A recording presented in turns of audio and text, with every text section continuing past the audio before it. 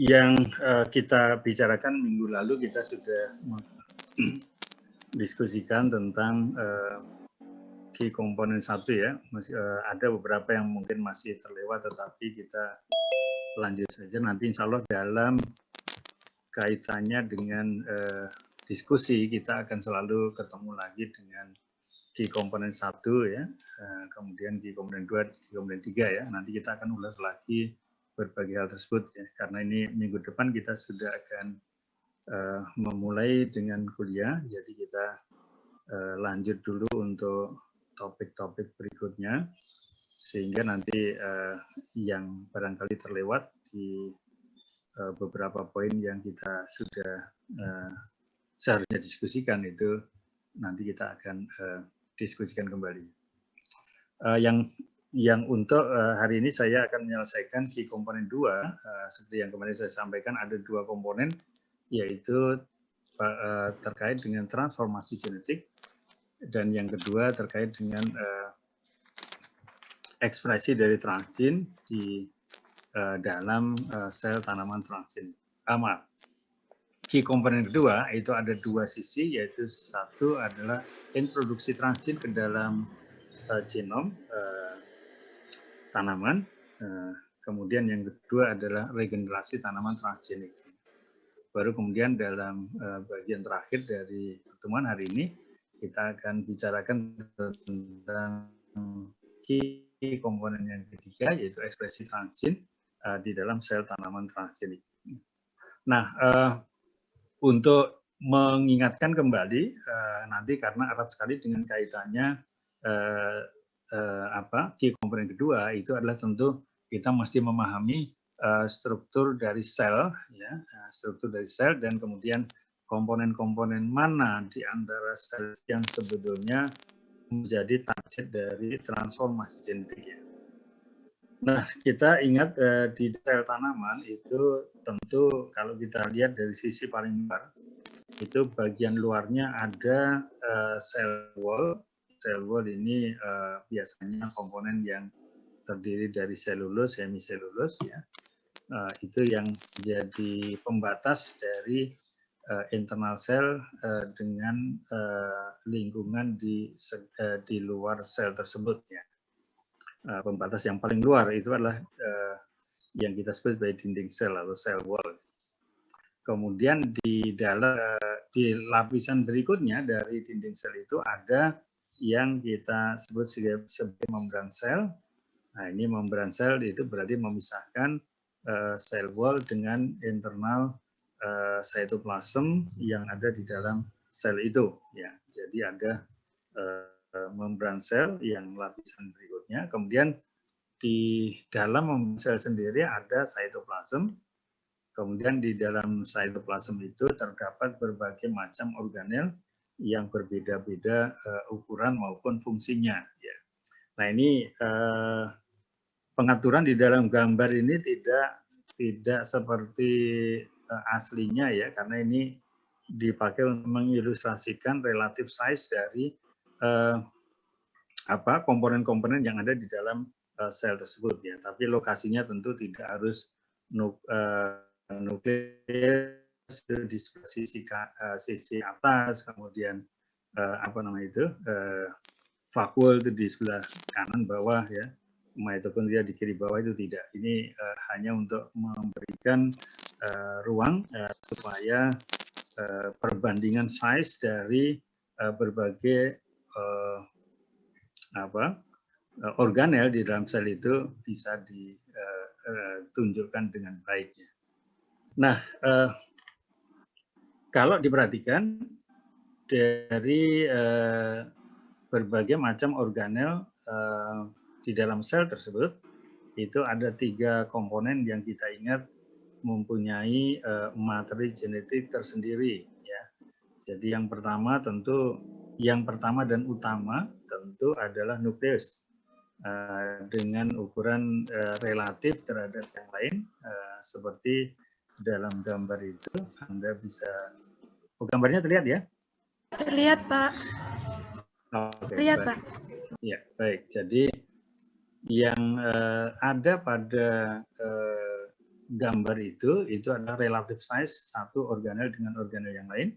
Jadi kalau Anda perhatikan, nukleus merupakan organel yang terbesar yang membawa informasi genetik di dalamnya. Dan lebih dari 90% informasi genetik itu ada di dalam nukleus yang ukurannya itu kira-kira 5 sampai 10 mikrometer. Di dalam nukleus ini tersebar materi genetik yang kita kenal sebagai kromosom atau benang-benang DNA. Ya, kemudian pada kondisi tertentu dia mengalami tahapan-tahapan organisasi yang memungkinkan untuk terlihat sebagai kromosom yang ada pada tahapan sel sedang mengalami pembelahan metafase. Baik, yang kedua adalah kloroplas, ya, itu yang relatif size-nya lebih kecil, ya, itu sekitar 5 mikrometer. Di dalamnya juga ada kloroplas DNA. Ya, ini biasanya ukuran sekitar 150 kilobasa, ya, untuk yang kloroplas genom. Nah, yang ketiga itu adalah mitokondria. Mitokondria genom itu ukurannya di dalam mitokondria terdapat mitokondria genom. Kalau organel mitokondria itu lebih kecil lagi, sekitar 2 mikrometer. Kemudian ada vakuola yang ukurannya sekitar 15 sampai 20 mikrometer, tetapi di dalam vakuola tidak terdapat materi genetik, ya. Jadi di dalamnya hanya berupa komponen-komponen yang diperlukan oleh sel disimpan di dalam vakuola, ya, tetapi tidak ada materi genetik di dalamnya. Nah, kemudian terkait dengan transformasi genetik, yaitu ada 2 partikel yang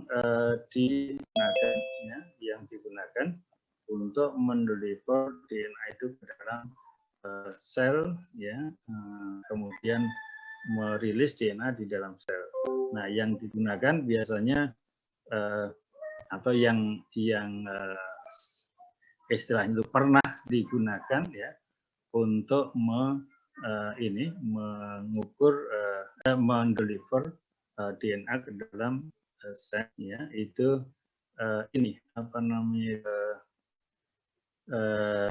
partikel emas atau debu emas atau gold dust, ya. Gold dust itu mempunyai ukuran sekitar 1 mikrometer, sehingga dia akan mampu menembus ke dalam apakah kloroplas atau ke dalam nukleus, ya. Kemudian yang kedua itu adalah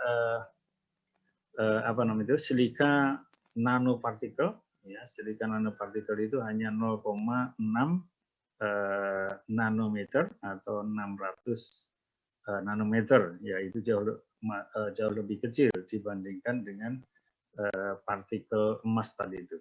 Ya, itu juga digunakan sebagai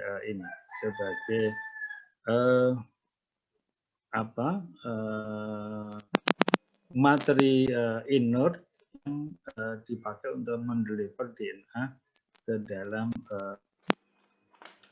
sel tanaman. Ya. Nah, kemudian ada juga yang disebut sebagai no-seed, ya, itu jauh lebih kecil lagi, sekitar hanya 0,05 nanometer, ya.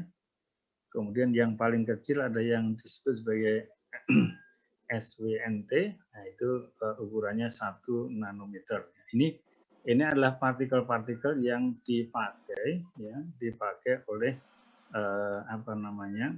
peneliti dalam rangka untuk memasukkan ke dalam sel, ya, memasukkan DNA ke dalam sel, ya, untuk kemudian dipakai untuk mengembangkan teknologi transformasi genetik. Nah, apa namanya? By definition sebetulnya dimaksud dengan transformasi genetik adalah untuk mendeliver DNA luasnya. DNA dalam artian kemarin kita sudah melakukan salah satu praktikum ya yang kita lakukan dengan melihat ke database NCBI, di mana di sana kita bisa membayangkan yang namanya genes di dalam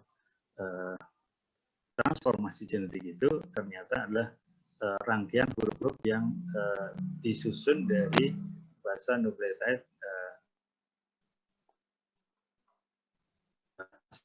nah, tentu saja ya, tergantung bagian yang diinginkan. Nah, itu yang dimaksud dengan DNA seperti itu, berarti dalam kaitannya dengan transformasi genetik itu adalah kita mendeliver fragmen DNA seperti itu ya dari luar sel, berarti dari luar membran sel tadi, kemudian dia harus masuk ke dalam sel dan ditargetkan menuju ke nukleus. Nah, di dalam nukleus nanti dia akan DNA yang kita deliver itu akan mengalami proses integrasi di dalam genom sehingga menghasilkan sel transgenik. Berarti dari hal itu key komponen 1 sebetulnya adalah bagaimana mengembangkan cara untuk bisa mendeliver DNA dari luar sel ya, menembus dinding sel, menembus membran sel, masuk ke dalam cytoplasm, kemudian menembus nuklear membran, masuk ke dalam nukleoplasm, dan kemudian dari dalam nukleoplasm dia akan terintegrasi di dalam genom tanaman yang ada di nukleus tersebut.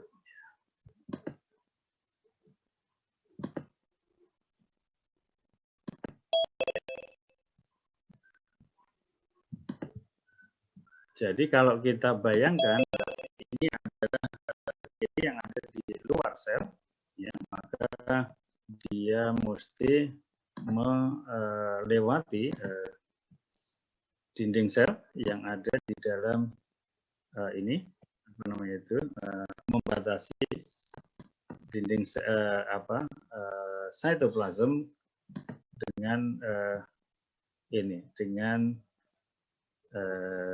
luar sel ya. Jadi DNA-nya ada di luar, kemudian dia harus masuk menembus sel wall dan menembus membran sel. Nah, itu adalah proses yang pertama yang harus dilalui oleh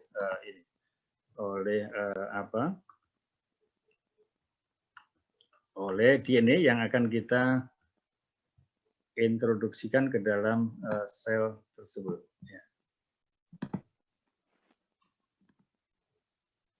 Oke, maaf, saya harus bawa ini ke bawah supaya agak jauh ya. Oke, jadi yang tahapan pertama itu adalah kita mesti membuat ya harus ada cara untuk membuat DNA yang di luar ini masuk menembus dinding sel ya, dan kemudian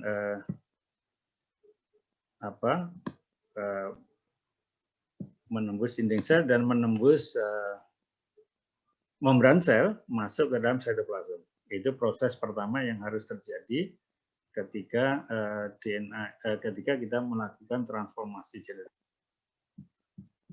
Dengan demikian, kalau kita tidak bisa melakukan delivery dari DNA itu ke dalam melewati membran, melewati dinding sel, masuk ke dalam cytoplasm. Kalau ini nggak bisa kita lakukan, berarti efisiensi dari transformasi genetik yang kita lakukan itu pasti akan rendah. Ya. Oleh karena itu, biasanya dalam kita melakukan transformasi genetik, maka tahapan pertama ini mesti kita buat semaksimal mungkin. Ya.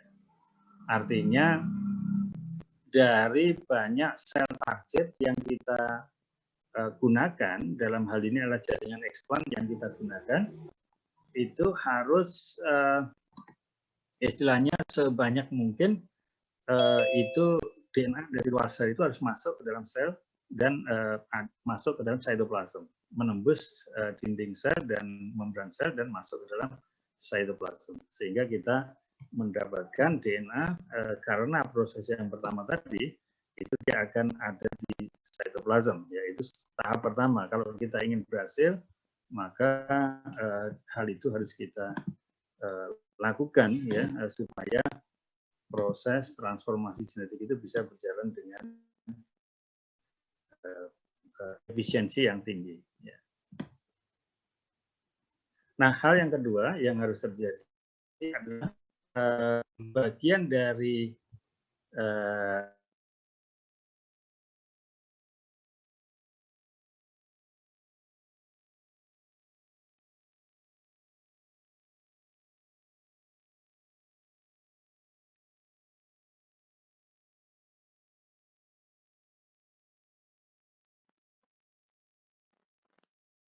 itu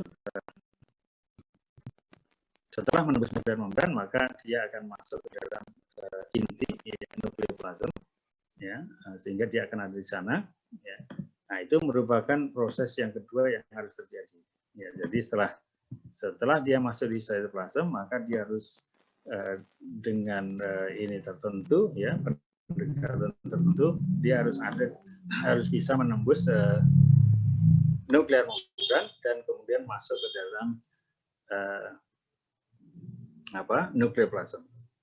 Nah, itu berarti proses kedua yang harus dilalui dalam kaitannya dengan transformasi genetik yang kita lakukan.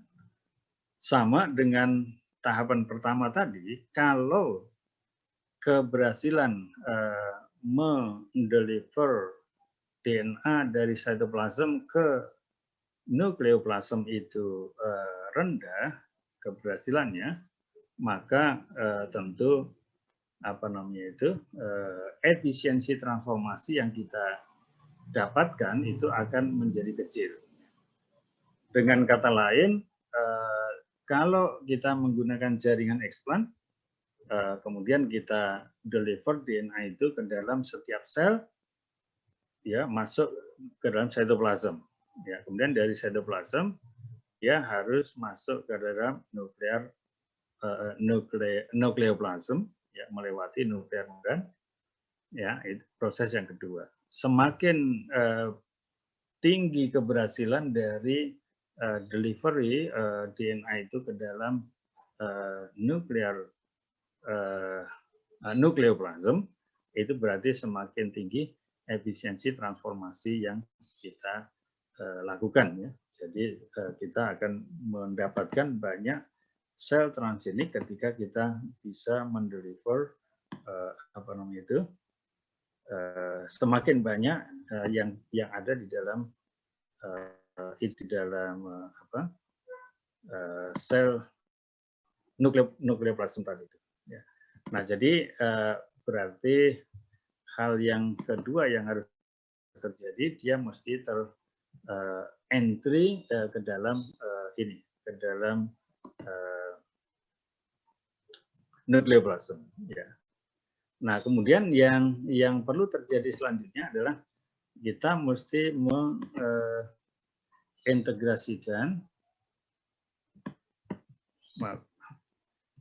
mengintegrasikan transgene, ya, atau DNA tadi ke dalam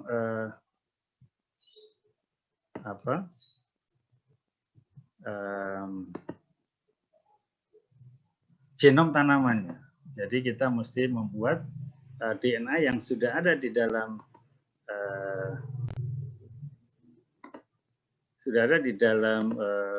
nukleoplasm tadi itu menjadi terintegrasi ke dalam genom tanaman. Nah, itu saya representasikan di sana. Yang berwarna merah itu adalah katakanlah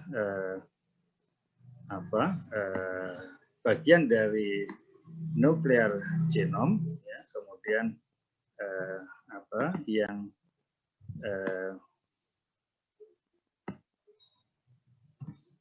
yang berwarna hijau itu adalah transgene yang kita introduksikan itu. Ya. Jadi dalam hal ini kita mesti memastikan bahwa bagian dari DNA fragment yang kita sudah sampai di nukleoplasm tadi itu harus terintegrasi di dalam genom sel tanamannya, ya. Dan itu merupakan proses ketiga yang harus terjadi dalam kaitannya dengan transformasi genetik tanaman.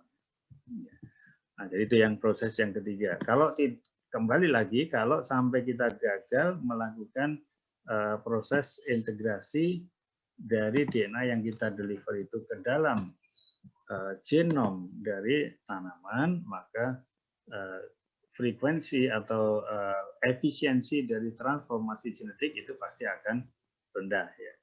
Oke. Nah, pertanyaannya adalah faktor-faktor apa yang berpengaruh, ya, terhadap keberhasilan kita meningkatkan efisiensi transformasi tadi. Ya.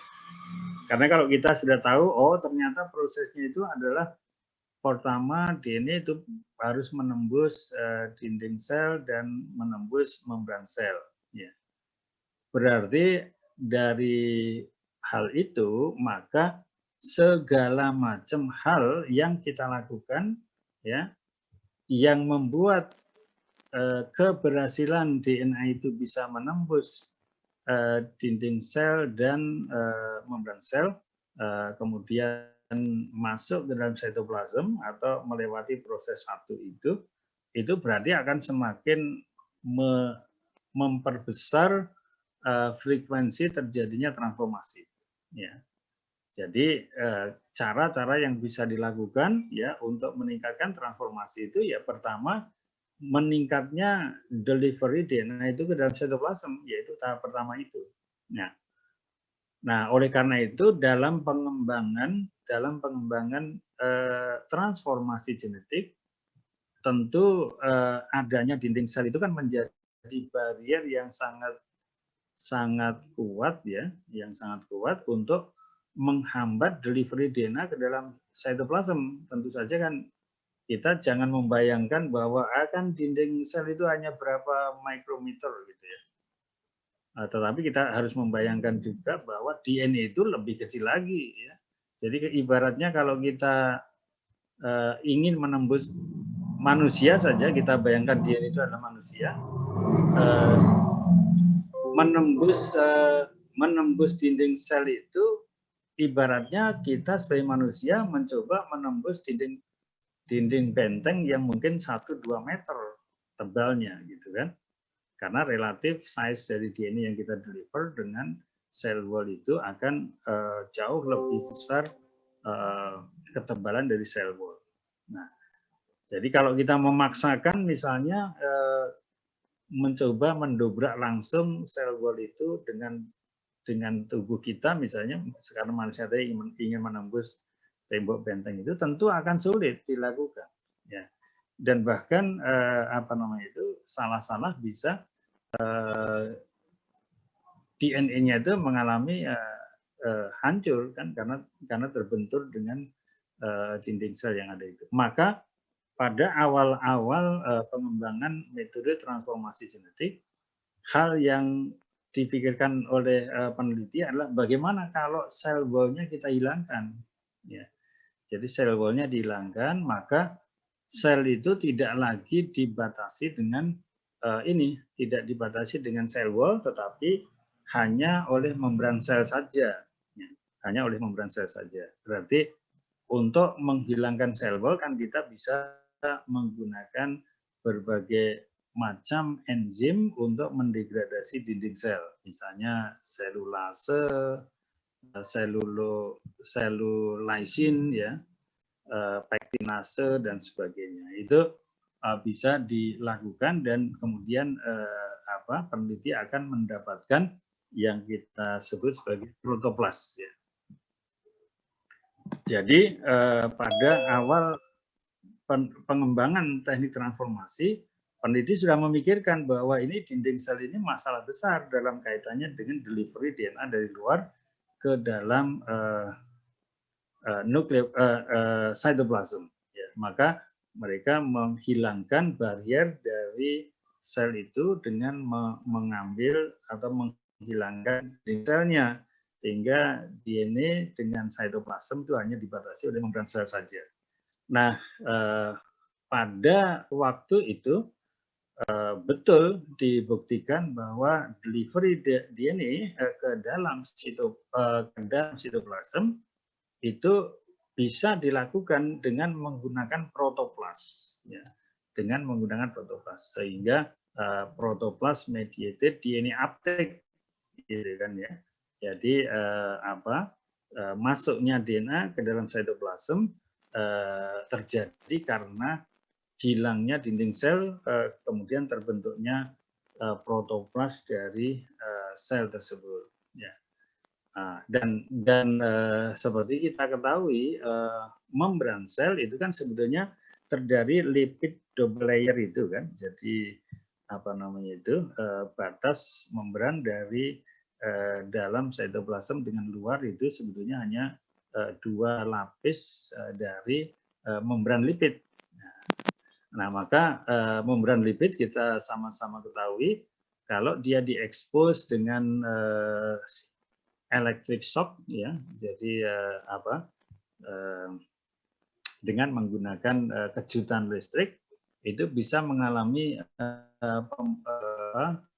robek di tempat-tempat tertentu, ya, yang kemudian ketika di dalam media dari protoplas itu ada DNA-nya, itu maka memungkinkan DNA itu masuk ke dalam cytoplasm. Dan itu dibuktikan pada awal-awal pengembangan transformasi genetik, orang melakukan yang disebut sebagai DNA uptake, ya, ke dalam sel menggunakan protoplas sebagai targetnya. Ya. Berarti peneliti sebelum melakukan introduksi DNA ke dalam cytoplasm itu menghilangkan sel wall-nya dulu, degradasi dengan enzim untuk menghilangkan sel wall, kemudian didapatkan sel yang hanya dibatasi oleh membran dengan luar sel. Tentu tidak semudah yang saya narasikan, ya. Jadi ada teknik-teknik tertentu yang diperlukan untuk bisa mengisolasi protoplas dari sel tanaman, ya. Dan tentu bukan hanya mengisolasi protoplas, yang penting adalah tetap menjaga viabilitas dari protoplasnya itu dan kemudian juga meregenerasikan kembali dinding selnya dan kemudian membuat sel itu membuat protoplas yang sudah meregenerasikan dinding selnya itu mampu membelah diri lagi dan kemudian mengalami proliferasi sehingga pada akhirnya akan berdiferensiasi lagi menjadi tanaman lengkap. Itu tentu tahapannya yang harus dilakukan agar DNA uptake mediated by protoplas itu bisa menjadi teknik yang bermanfaat dalam kaitannya dengan rekayasa genetika atau transformasi genetik khususnya, ya. Oke, nah yang kedua dalam hal bagaimana caranya supaya DNA itu bisa menembus ke dalam menembus dinding sel, menembus membran sel dan masuk ke dalam cytoplasm. Itu pendekatan yang kedua adalah dengan menggunakan fenomena yang sebetulnya terjadi secara alami. Ya. Jadi barangkali Anda sudah sering mendengar yang disebut sebagai agrobacterium. Ya, agrobacterium. Agrobacterium itu merupakan bakteri tanah yang mempunyai kemampuan untuk mendeliver sebagian kecil dari DNA bakteri itu masuk ke dalam cytoplasm, dan kemudian DNA yang masuk dalam cytoplasm itu akan menembus nukleoplasm, dan kemudian setelah menembus nukleoplasm dia akan terintegrasi di dalam genom tanaman. Jadi Agrobacterium sebagai natural genetic engineer, ya, sebagai natural genetic engineer atau sebagai perekayasa genetik alami, ya, itu menjadi model yang ditiru untuk melakukan delivery dari DNA dari luar sel ke dalam cytoplasm, kemudian nukleoplasm, dan terintegrasi ke dalam nuklear genom. Nah, dalam hal ini Agrobacterium tidak memerlukan protoplas, ya, tidak memerlukan protoplas. Artinya ternyata kemampuan alami dari Agrobacterium untuk mendeliver DNA ke dalam sel dan kemudian masuk ke nukleoplasm dan masuk ke dalam terintegrasi ke dalam genom itu tidak memerlukan sel khusus, ya. Jadi dia asal ada sel tanaman yang memang bisa diinfeksi oleh Agrobacterium itu, maka dia akan bisa deliver DNA itu ke dalam sel tersebut, ya. Nah, tanpa harus menghilangkan sel wall itu, karena ada mekanisme tertentu yang mana Agrobacterium itu bisa menghasilkan protein produk yang kemudian semacam, kalau kita bayangkan barangkali ya secara sederhana aja, dia bisa membuat lubang di dalam sel wall itu dan menembus menembus sel wall maupun membran sel, dan kemudian dari lubang itu bisa menjadi channel untuk mendeliver DNA itu ke dalam cytoplasm. Ya. Nah, jadi secara sederhananya begitu. Oleh karena itu, dalam kaitannya dengan transformasi genetik menggunakan Agrobacterium, proses alaminya itu sebetulnya terjadi melalui tahapan seperti itu. Jadi ada materi genetik tertentu yang disiapkan oleh bakteri, kemudian bakterinya akan menginfeksi sel tanaman. Dalam proses itu dia gampangannya seolah-olah dia membuat lubang pada permukaan sel wall itu. Kemudian dari posisi itu dia akan deliver ke dalam, sehingga dia dapat DNA itu di dalam sel cytoplasm, masuk kemudian ke dalam nukleoplasm dan terintegrasi. Nah, proses ini dipunyai oleh Agrobacterium. Dia sudah mengembangkan mekanisme tertentu untuk mendeliver yang nomor 1, mendeliver yang nomor 2, dan mendeliver yang nomor 3. Ya, itu terjadi karena proses evolusi antara Agrobacterium dan tanaman yang terjadi selama berjuta-juta tahun, ya, sehingga memungkinkan hal itu terjadi. Itu kalau pemahaman dari peneliti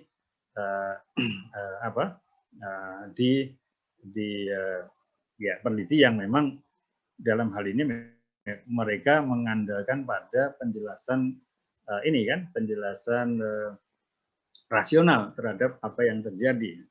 Nah, kalau kita atau saya ya tentu tidak melihatnya hanya seperti itu. Ini tetapi saya paham bahwa ini barangkali kodratullah, ya kodratnya Allah yang memang membuat cara dari survival dari Agrobacterium itu adalah dengan cara seperti itu, sehingga Yang Maha Kuasa itu menciptakan bagaimana interaksi antara Agrobacterium itu dengan sel tanaman yang kemudian ternyata salah satu proses yang terjadi adalah kemampuan dia mendeliver sebagian kecil dari DNA-nya itu ke dalam sel tanaman.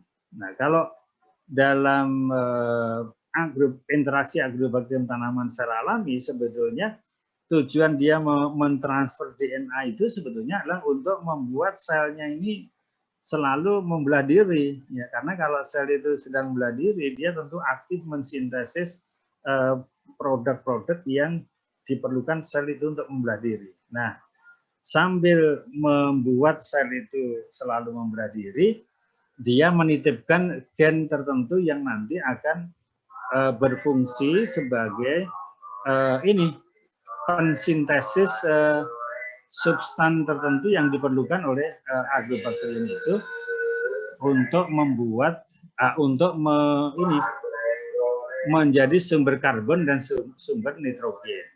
Jadi sebetulnya mekanisme itu adalah salah satu cara bagi survival dari agrobakteriumnya dalam kaitannya dengan dia perlu sumber karbon, dia perlu sumber nitrogen, tapi dia nggak bisa memproduksi sendiri, maka oleh Yang Maha Kuasa dibuat skenario di mana sel tanaman itu bisa membantu menyediakan itu bagi agrobakteriumnya. Nah, tetapi karena sel tanaman itu tentu alaminya tidak akan membuat senyawa itu, maka dengan mekanisme tertentu terjadilah transfer materi genetik dari bakteri itu ke dalam sel dan kemudian materi genetik itu terintegrasi dalam genom tanaman, akhirnya genom tanamannya secara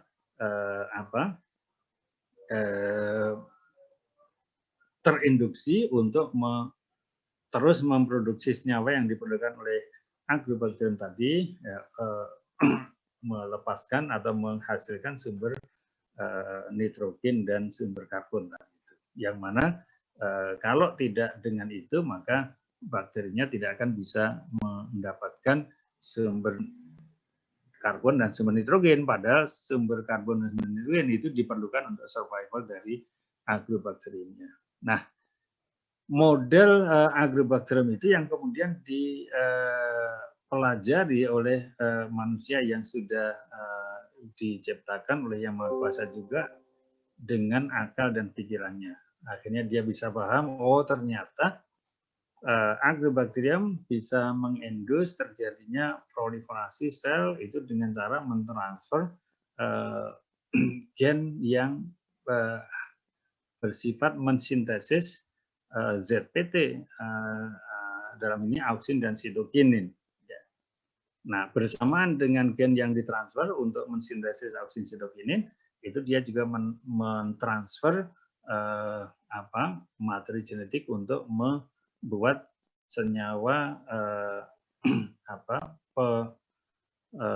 senyawa pensuplai karbon dan nitrogen yang disintesis oleh tanaman. Dan itu yang kemudian dimanfaatkan oleh agrobakterium untuk survival dia. Nah, itu yang ditiru ya dalam proses transfer materi genetik itu ternyata ada dua komponen yang berperanan di dalam proses tersebut, yaitu yang satu komponen adalah yang disebut sebagai tDNA, struktur tDNA, dan yang kedua adalah komponen-komponen banyak, bukan hanya satu, ya, yang berkaitan dengan faktor virulensi. Ya, jadi ada faktor virulensi yang diperlukan untuk proses delivery DNA-nya. Kemudian ada tDNA adalah DNA yang deliver dari agrobakterium ke dalam sel tanaman tersebut, ya, sehingga nanti terintegrasi. Nah, jadi dengan memahami bahwa agrobakterium untuk mendeliver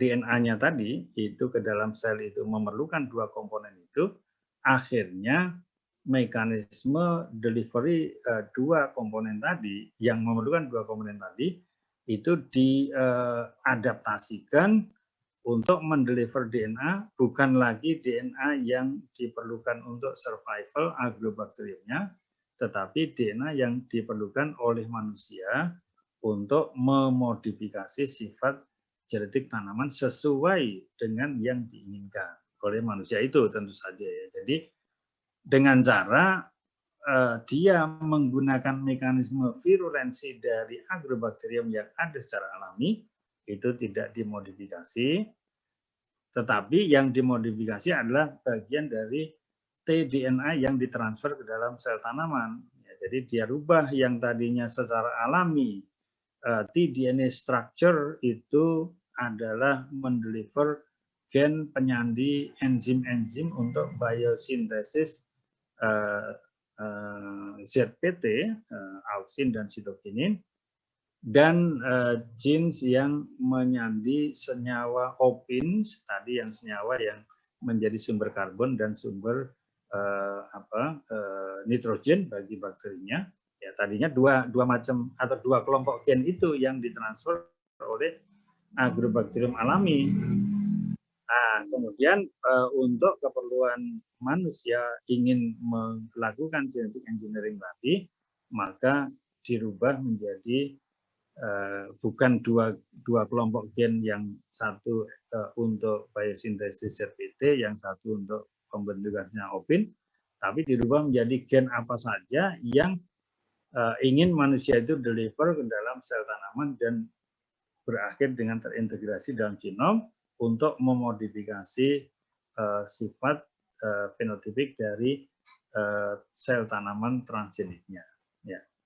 Jadi DNA-nya diganti sama sekali dengan DNA yang lain, ya, untuk bisa diintroduksikan menggunakan mekanisme alami dari agrobakterium itu. Nah, dari banyak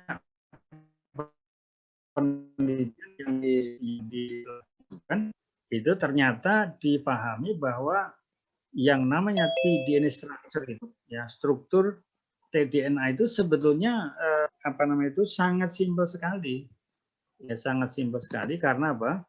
Karena dia hanya memerlukan komponen dua saja. Maksud saya ya, tDNA itu sebetulnya komponennya sangat sederhana sekali, karena di dalam struktur dari tDNA itu, ya, itu sebetulnya hanya ada 2 repeat sequence saja.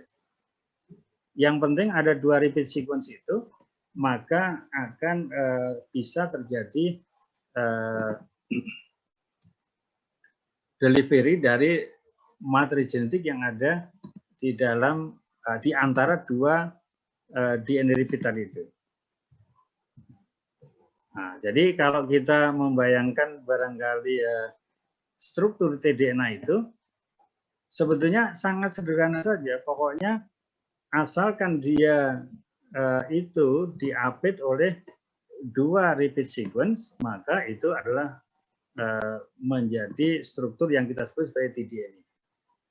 Nah, yang ini adalah yang biru ini adalah repeat sequence, sama berarti, hanya barangkali orientasinya berbeda. Kemudian yang namanya tDNA itu pokoknya apapun yang diapit oleh 2 repeat ini. Ya, ini ada repeat yang pertama, repeat yang kedua. Kemudian DNA di antara 2 repeat itu adalah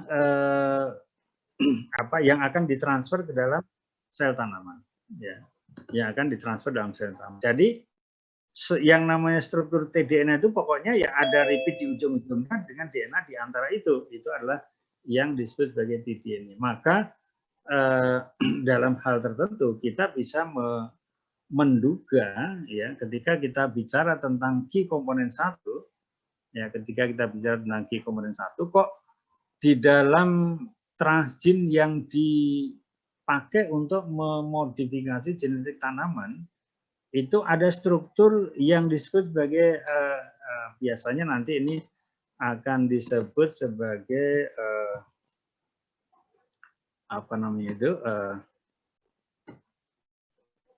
disingkatnya itu sebagai left border, dan kemudian yang satu lagi adalah sebagai right bordernya. Jadi di sini nanti kalau Anda nanti dalam setiap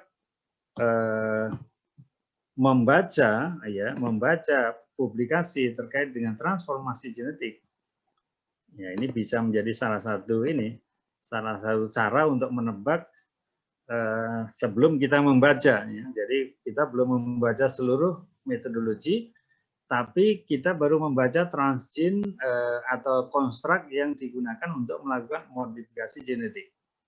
Nah, dari urean tentang konstruk itu kok ada left border dan right border. Ya, ada left border dan right border di dalam konstruk DNA. Kemudian di apa namanya itu di antara dua left border right border tadi ada genes ya, ada genes yang ini yang dipakai ya, ini berarti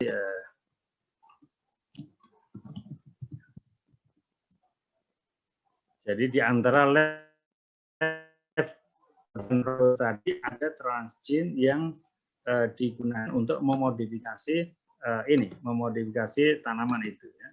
Berarti apa? Berarti kita sudah bisa menebak tanpa membaca lebih banyak tentang metode transformasinya, maka kita sudah bisa menduga bahwa metode transformasi yang digunakan oleh peneliti dalam melakukan transformasi genetiknya itu pasti menggunakan bantuan agrobakterium. Nah, jadi ketika kita membaca di dalam konstruk yang dibuat itu ada left border, right border, berarti itu adalah tDNA structure, yang mana di antara left border, right border itu ada transgene yang nanti akan digunakan atau yang akan dideliver ke dalam sel membuat sel transgenik. Berarti transformasi genetiknya itu pasti menggunakan agrobakterium. Karena apa? Karena left right border ini ya, atau pembuatan tDNA structure ini adalah strategi untuk mendeliver DNA ke dalam cytoplasm, ke dalam nukleoplasm, dan terintegrasi di dalam genom menggunakan satu-satunya cara menggunakan agrobakterium. Ya, jadi kita bisa mendeliver left right border ke dalam sitoplasm, ke dalam nukleoplasm, dan terintegrasi dalam genom, itu delivery-nya pasti harus dengan agrobakterium. Kalau tidak, ya tidak perlu membuat left right border.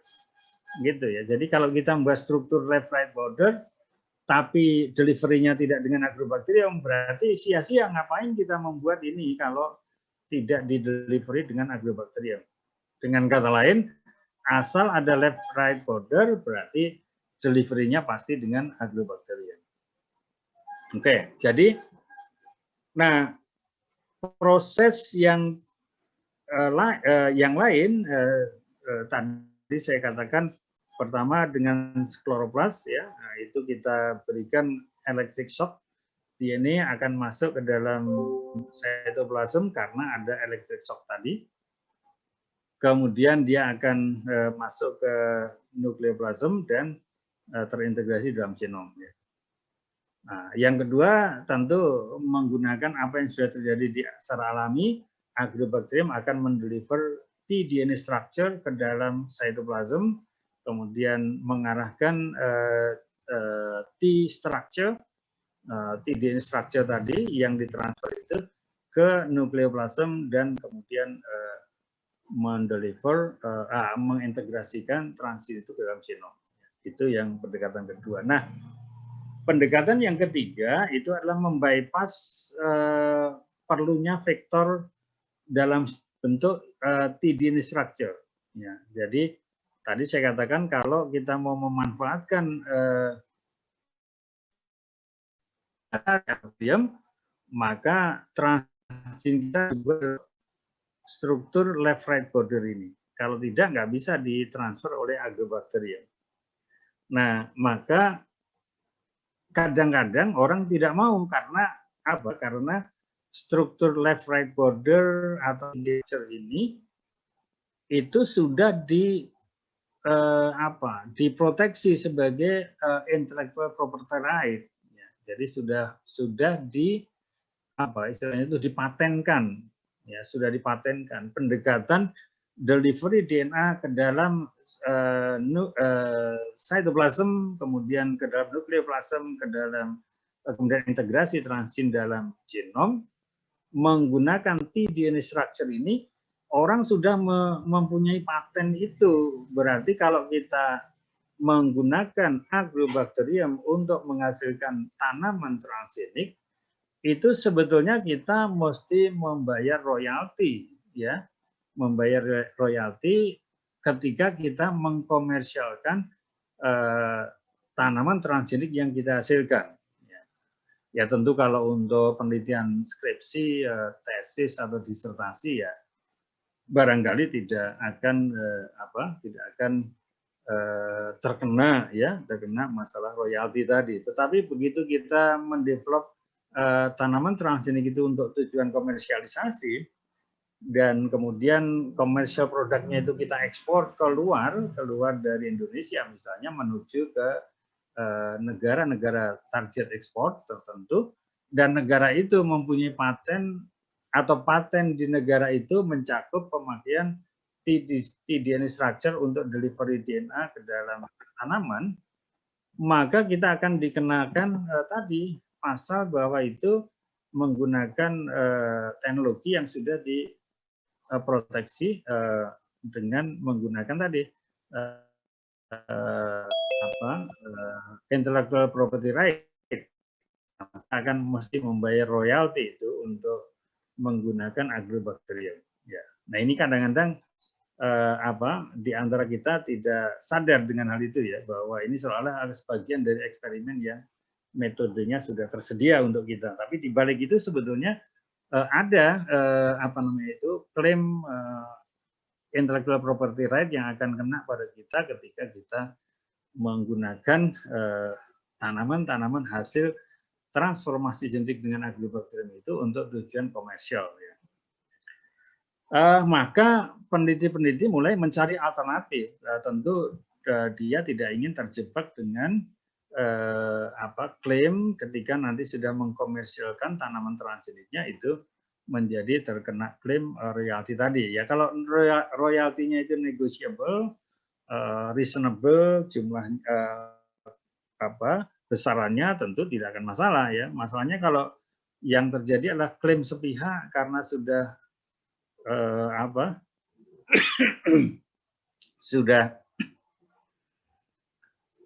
sudah terlihat nilai komersialnya dan kemudian pemilik teknologi itu mengklaim dia harus membayar royalti tertentu. Nah tentu kan ini akan membahayakan bagi entitas yang mengkomersialkan produk itu. Maka dia tidak ingin menggunakan tDNA structure ini sebagai mekanisme untuk mendeliver. Dia akan mencari cara sendiri. Maka dikembangkanlah berbagai macam pendekatan-pendekatan yang intinya itu bagaimana DNA itu bisa menembus membran, bisa menembus cell wall, masuk ke cytoplasm. Nanti DNA itu dirilis di sana, ke dalam nukleoplasm, kemudian integrasikan dalam genom. Nah, alternatif itu yang kemudian tidak menggunakan sama sekali agrobakterium. Jadi proses delivery-nya itu DNA masuk cytoplasm tidak menggunakan agrobakterium. Itulah yang kemudian dikembangkan oleh perusahaan di US waktu itu menggunakan particle gold ini yang berwarna kuning itu, particle gold, karena dia ternyata bisa dibuat permukaan dari partikel gold ini ya itu bisa membuat DNA itu lengket di permukaannya setelah dikondisikan dengan cara tertentu. Partikel gold ini akan bisa dilapisi permukaannya itu dengan benang-benang DNA ya. Dan kemudian benang-benang DNA yang ada di permukaan lapisan emas ini itu kalau dia diakselerasi jadi istilahnya itu ditembakkan kalau dalam pengertian sederhana berarti dia ditembakkan maka dia akan punya kemampuan dari luar sel ini menembus dinding sel, menembus membran sel dan masuk ke dalam cytoplasma. Jadi partikel emas ini di permukaannya ada benang-benang DNA itu bisa ditembakkan seperti peluru menembus dinding sel dan membran sel masuk ke dalam nukleoplasm. Tentu dalam proses itu barangkali bagian yang bertabrakan langsung dengan membran sel itu tentu barangkali DNA-nya akan berantakan tentu ya karena ada seperti tadi tubuh manusia ditembakkan ke tembok dari benteng ya, tentu lebih kuat bentengnya barangkali ya, meskipun dia rapuh tapi tetap juga yang langsung bertabrakan itu tentu jaringannya akan rusak di sana ya. Nah, di sini berarti DNA-nya di bagian sini misalnya karena dia berhadapan langsung dengan dinding sel mungkin dia akan rusak. Tapi di DNA yang di balik sini kan tentu tidak masalah kan karena dia tidak langsung berinteraksi dengan tabrakan tersebut. Ya, sehingga dalam proses delivery-nya sebagian itu mungkin akan rusak, tetapi karena permukaan dari emas ini, partikel emas ini cukup besar relatif terhadap DNA-nya, maka dia akan bisa sebagian dari itu akan tetap dalam kondisi utuh, ya. Dan karena cytoplasm condition ini pH dan lain-lainnya itu tidak mendukung penempelan dari DNA itu ke permukaan partikel good ini, maka ketika partikel good yang sudah dilapisi DNA itu masuk ke dalam cytoplasm, maka DNA-nya akan lepas dari partikel emas itu. Ya, jadi dia akan lepas sehingga berarti sudah berhasil menembus membran sel, menembus dinding sel dan masuk ke dalam cytoplasm. Ya, jadi menembusnya tadi dengan dilindungi oleh dengan dilindungi oleh partikel emas itu, ya. Kemudian dia dilepas di dalam cytoplasm. Nah, setelah dari cytoplasm tentu dia bisa mengalami proses 2 dan proses 3 itu. Ya. Karena kunci suksesnya sebetulnya kemampuan menembus sel wall sama membran sel tadi. Ya, jadi dia setelah di dalam maka itu hal lain yang akan mengambil alih itu. Nah, jadi orang mengembangkan yang di dalam istilah itu sebagai particle bombardment, ya, particle bombardment, sehingga ada alat khusus yang dibuat oleh peneliti dari US itu yang fungsinya itu sebenarnya mengakselerasi partikel emas yang sudah dilapisi dengan DNA tadi dari luar sel masuk ke dalam sel sehingga masuk ke dalam sitoplasm dan merilis DNA di sana sehingga bisa menembus nukleoplasm dan nuklear membran dan masuk nukleoplasm dan terintegrasi dalam genom. Ya. Nah, ini juga karena itu adalah juga hasil pemikiran yang dilakukan oleh peneliti-peneliti dari US, maka ini pun juga akhirnya diproteksi secara internal property right, internal IPR, ya kan, intellectual property right. Nah, jadi sama berarti kalau kita menggunakan particle bombardment untuk mendeliver DNA itu dan akhirnya menghasilkan sel atau tanaman transgenik, berarti kita juga akan terkena oleh IPR yang memproteksi teknologi delivery DNA secara langsung menggunakan partikel emas atau partikel tungsten. Jadi ada dua ini yang digunakan, partikel metal emas dan tungsten yang kemudian dipakai untuk deliver DNA ke dalam sel tadi. Nah, barangkali kita bertanya mengapa partikel emas dan tungsten, ya? Karena itu partikel emas itu dia tidak akan bisa dioksidasi maupun direduksi di dalam sel tanaman. Jadi dia tetap partikel emas itu dia akan tetap sebagai partikel emas di dalam sel itu sehingga dia tidak mengganggu proses fisiologis atau meracuni barangkali sel tanaman yang digunakan sebagai target untuk delivery menggunakan partikel emas itu. Tapi intinya sebetulnya bukan partikel emasnya, tetapi bahwa dia bisa dilapisi DNA, dia bisa diakselerasi sehingga bisa menembus membran dan dinding sel dan bisa mendeliver DNA ke dalam cytoplasm. Ya, itu. Dan banyak pendekatan-pendekatan lain kalau nanti Anda mencari literatur di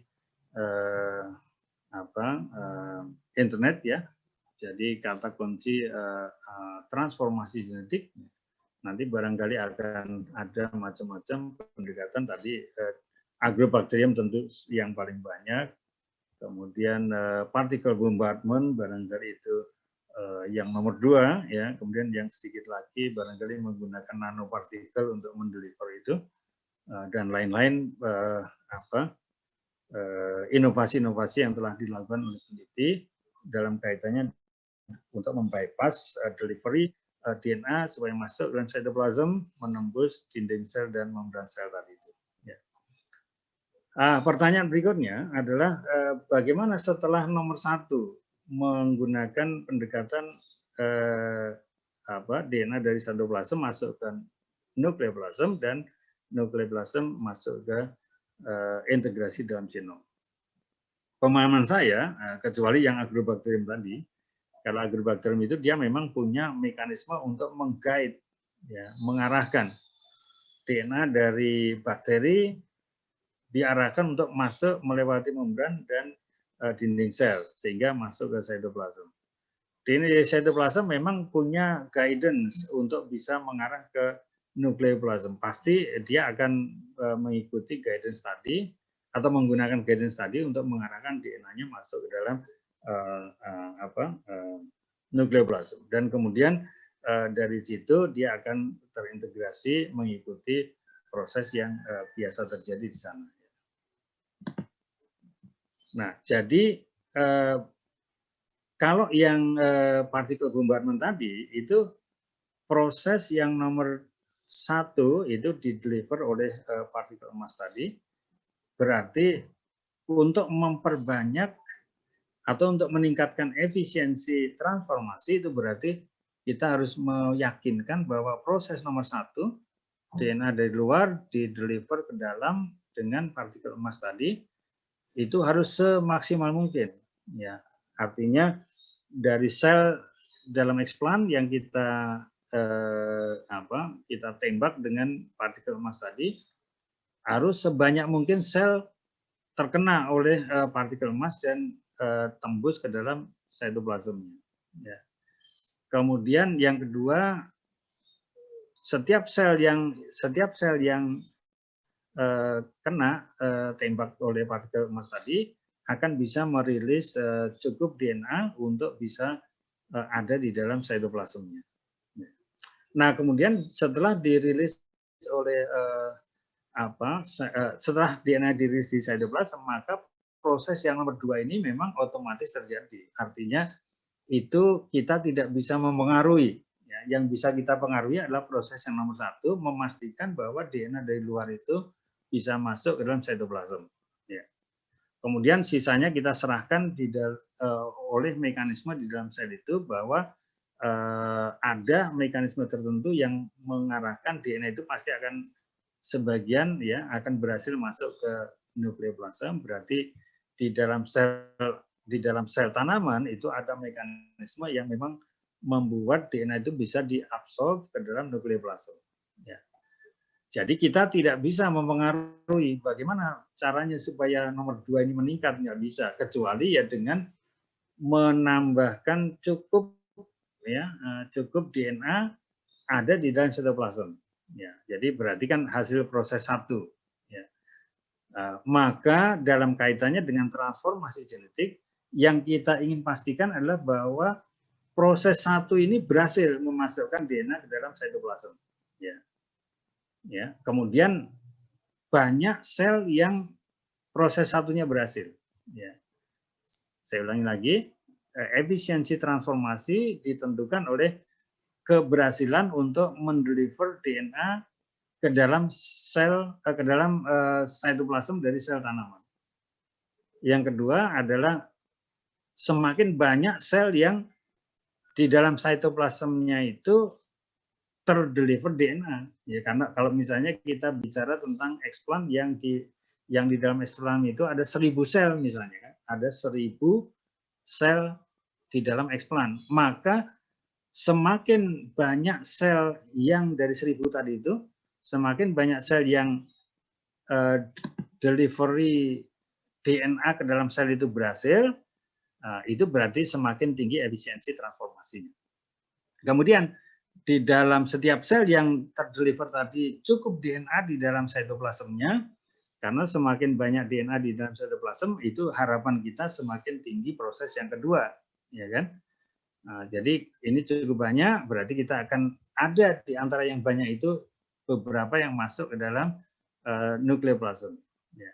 Kemudian proses yang ketiga adalah terjadi juga secara alami, tapi kita memahami bagaimana proses itu terjadinya, sehingga nanti kita bisa mengkondisikan supaya tahapan ketiga ini dari DNA di dalam nukleoplasm ke dalam terintegrasi ke dalam genom itu bisa lebih efisien.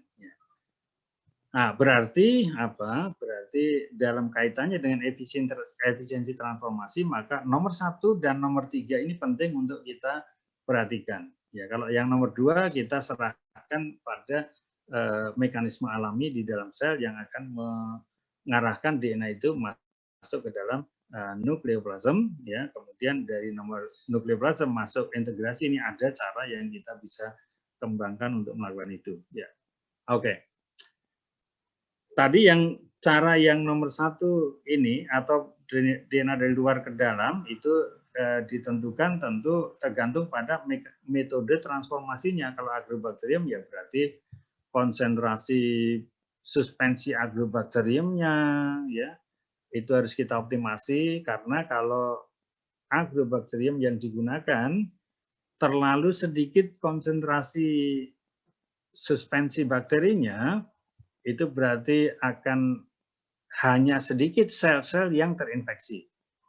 Nah, padahal tadi saya katakan kalau dari 1000 sel yang kita infeksi, hanya berhasil menginfeksi 10, tentu proses hasil akhir transformasi genetik akan kurang efisien. Tetapi kalau dari 1000 sel yang ada di dalam explant itu kemudian 1000-1000-nya itu terinfeksi semua, tentu kan efisiensi transformasinya akan lebih tinggi. Nah, berapa banyak sel yang terinfeksi kalau pendekatan agrobakterium itu sangat ditentukan oleh konsentrasi dari suspensinya. Makin encer, makin sedikit yang terinfeksi, makin tinggi konsentrasinya, makin besar kemungkinan sel-sel itu akan terinfeksi oleh agrobakterium semuanya, gitu kan ya. Jadi makin rendah konsentrasinya, makin sedikit yang sel yang akan terinfeksi, makin tinggi tentu makin meningkat banyaknya sel yang terinfeksi. Ya, padahal banyaknya sel yang terinfeksi akan berpengaruh pada efisiensi transformasinya, kan begitu kan? Sehingga dalam hal ini kita mesti mengoptimasikan konsentrasi bakteri yang berapa yang akan memberikan hasil transformasi sebanyak-banyak dari sel yang didapatkan. Ya, artinya 1000 untuk mendapatkan sebanyak mungkin sel yang DNA-nya itu masuk ke dalam cytoplasm, itu bagaimana kondisinya, misalnya kan, salah satunya dipengaruhi oleh banyaknya bakteri kan, karena banyak bakteri itu akan menentukan berapa banyak sel yang akan diinfeksi. Di sisi lain, makin banyak bakteri yang digunakan atau makin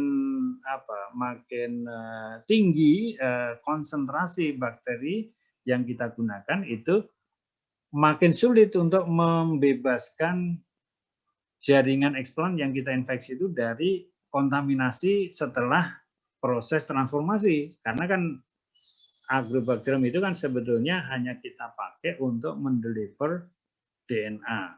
Ya, setelah DNA delivery selesai, maka agrobakteriumnya harus kita bersihkan, harus kita matikan. Nggak boleh terjadi overgrowth dari bakterinya sehingga justru explant kita yang mati, gitu kan? Karena kita tidak bisa membersihkan dari jaringan. Kita tidak bisa membersihkan jaringan explant dari kontaminasi bakterinya, akhirnya sel atau jaringan itu akan mati karena banyaknya bakteri yang ada di jaringan itu. Ya. Maka makin kecil, makin sedikit yang terinfeksi, makin banyak yang terinfeksi, tapi nanti dampaknya juga berakibat pada kesulitan dari kita untuk melakukan pembersihan sel-sel itu dari kontaminasi laminannya, kan begitu. Jadi berarti kita mesti mengoptimasikan kondisi tersebut, tidak harus maksimum konsentrasinya, tapi juga jangan terlalu sedikit. Kalau terlalu sedikit kan berarti akan sulit mendapatkan jumlah sel yang terinfeksi, kan. Nah, jadi berapa konsentrasinya itu mesti dilakukan evaluasi menggunakan optimasi yang dilakukan. Ya, mungkin kita uji dari yang paling encer sampai paling pekat, ya. Kemudian kita lihat di mana balance antara jumlah sel yang terinfeksi cukup banyak, tapi masih relatif mudah untuk membersihkan bakteri setelah proses transformasi. Berarti konsentrasi harus dicari di antara paling pekat dengan paling encer, ya, yang berapa untuk tanaman Anda itu. Hal lain juga berapa lama kita biarkan sel dengan bakteri itu berinteraksi. Jadi ada namanya nanti tahapan yang kita sebut sebagai kokultivasi. Kokultivasi itu kita biarkan bakteri yang menginfeksi itu mempunyai cukup waktu untuk melakukan proses delivery dari DNA itu dari bakterinya ke dalam cytoplasm. Ya.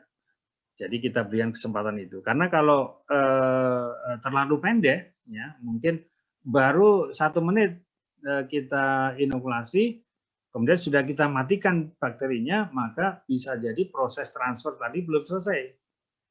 Nah, tapi kalau terlalu lama kita biarkan bakterinya terlalu lama, interaksi dengan sel tanaman, bisa-bisa terjadi overgrowth. Ya, karena dengan bertambahnya waktu kan sel bakteri juga bisa membelah diri.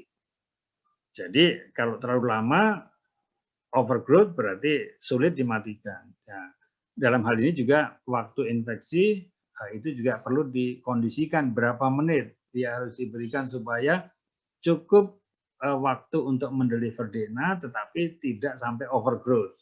Ya, tidak sampai overgrowth. Nah, jadi dalam hal ini tadi sudah konsentrasi, sudah waktu infeksinya, kemudian yang ketiga waktu kokultivasi, itu biasanya faktor-faktor yang perlu kita optimasikan untuk mendapatkan delivery DNA dari luar ke dalam cytoplasm dalam jumlah yang banyak kalau kita menggunakan transformasi dengan agrobacterium. Kalau tidak kita optimasikan, konsekuensinya efisiensi transformasinya rendah, ya. Atau mungkin efisiensi transformasi tinggi, tetapi kontaminasinya tidak terkontrol sehingga akhirnya hasil transformasinya juga tidak bisa dimanfaatkan. Ya, jadi proses optimasi dengan agrobacterium itu perlu dikondisikan supaya efisiensi transformasinya cukup, tetapi cleaning up bakterinya setelah dia transformasi itu bisa relatif mudah dilakukan. Adapun kalau untuk yang particle delivery dengan particle bombardment tadi, tentu faktor-faktor yang dioptimasikan beda ya dengan agrobacterium. Kalau tadi saya katakan bahwa delivery-nya ke dalam cytoplasm itu menembus dinding sel dan membran sel itu adalah dengan akselerasi, ya akselerasi dari partikel emasnya itu. Kecepatan dia menabrak dinding sel itu akan menentukan apakah dia berhasil menembus dinding sel atau tidak. Kalau akselerasinya terlalu lambat, maka dia menabrak dinding sel dan tertahan di dinding sel itu, tidak berhasil menembus masuk. Tapi kalau dia terlalu cepat, artinya terlalu cepat kan berarti momentum dari dorongannya itu terlalu besar, dia menembus dinding sel yang satu, masuk ke sitoplasm, tapi karena momentumnya masih tinggi, dia akan menembus keluar dari dinding sel yang lain. Ya, jadi dalam hal ini juga tidak berhasil mendeliver DNA itu ke dalam sel tanaman. Nah, yang diinginkan tentu ya bisa diakselerasi dengan kecepatan yang cukup, dia menembus satu dinding sel dan berhenti di dalam sitoplasm itu, tidak menembus ke sisi yang lain gitu kan. Nah, itu yang menjadi target dari delivery-nya ya. Kemudian tentu kita tidak ingin hanya satu sel yang mengalami seperti itu. Kalau kita membuat permukaan daun atau apa yang kita jadikan sebagai target itu dalam satu luasan tertentu, maka banyak dari sel yang kita tembak tadi itu mengalami tahapan seperti itu, bisa menembus dinding sel tetapi tidak menembus dinding sel yang berikutnya gitu kan, sehingga tetap di dalam sitoplasm. Nah, itu kecepatannya berapa supaya setiap sel yang ada di permukaan itu bisa tertembak dan partikel emasnya berhenti di sitoplasm, tidak kebablasan gitu kan, tidak bablas menembus ke yang lain gitu kan, sehingga keluar dari sel lagi. Ya. Berarti kecepatan delivery-nya perlu diatur, ya itu perlu dioptimasi. Kemudian berapa banyak partikel yang harus ditembakkan, ya dalam satu kali penembakan itu berapa banyak partikelnya, suspensi dari partikelnya perlu diatur juga. Terlalu banyak suspensi partikelnya merusak seluruh sel, akhirnya selnya mati. Ya, jadi yang ditembak tadi selnya terlalu rusak membrannya, dinding selnya, akhirnya justru malah menyebabkan kematian dari sel itu. Walaupun partikelnya masuk ke dalam sel, tapi kalau selnya mati ya tidak bisa tidak bisa menghasilkan efisiensi transformasi yang tinggi. Maka konsentrasi dari partikelnya juga perlu diatur, kemudian kondisi dari buffer dan sebagainya itu juga DNA-nya, konsentrasi DNA-nya juga perlu diatur juga yang ada di permukaan itu dan sebagainya. Banyak faktor yang juga kita mesti optimasi supaya delivery di dalam setiap sel itu bisa masuk ke sitoplasm, kemudian banyak sel yang mengalami proses delivery ke dalam sitoplasm itu, maka efisiensi transformasinya akan tinggi. Nah, yang kedua, yang tahapan kedua ini kita tidak punya mekanisme apa-apa. Jadi intinya deliver aja DNA yang banyak ke dalam sitoplasm, nanti sebagian dari DNA itu akan ada berakhir di nukleoplasm, maka makin banyak DNA yang di sini dan makin banyak sel yang mengalami delivery DNA ke dalam sitoplasm, itu kita berharap tahapan kedua ini juga makin efisien.